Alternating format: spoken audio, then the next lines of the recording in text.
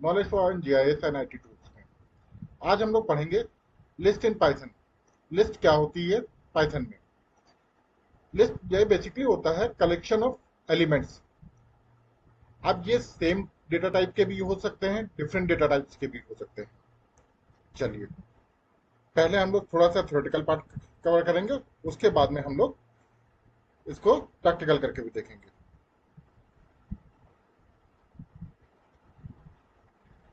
What is a list in Python?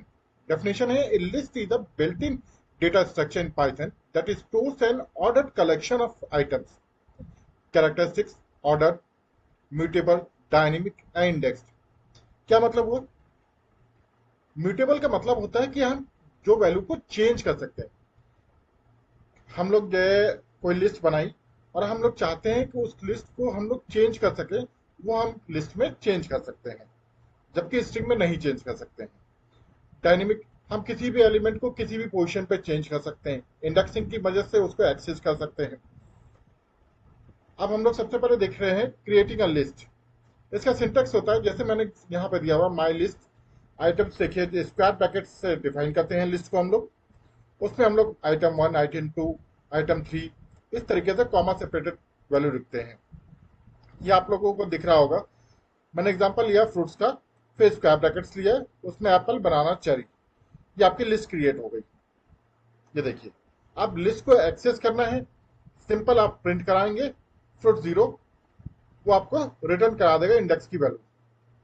ठीक है। Modifying list, अब ये लिस्ट में लिखा हुआ है फ्रूट्स वन पे जो आपने ब्लूबेरी लिया, आउटपुट आपका आ गया। चलिए, अब हम लोग जो है इसको इंप्लीमेंट करके देख लेते हैं।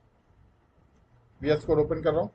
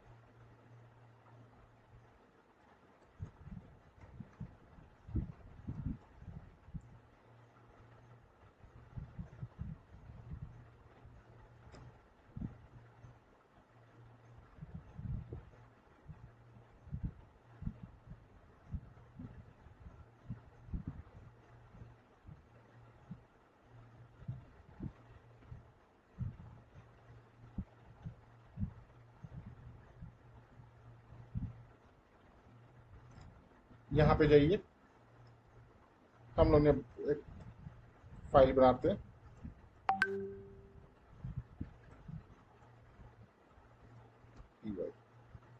ठीक है, एंटर कीजिए। Simple,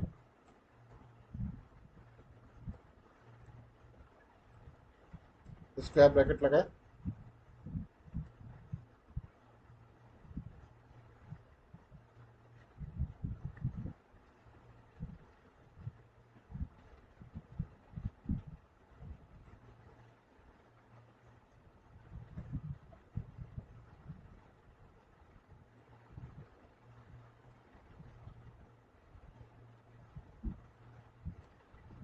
orange. राइट, अब प्रिंट करा लेते हैं।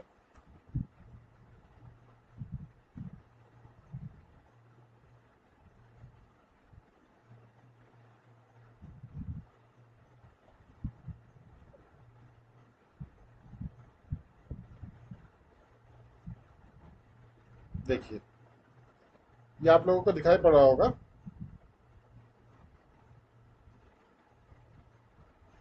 ये देखिए, आप लोग को दिखाई पड़ रहा होगा कि जो है एप्पल, ग्रेप्स और ऑरेंज हमारा प्रिंट हो गया है। ठीक है। अब इसी तरीके से मान लीजिए मुझे एक्सेस करना है प्रिंट,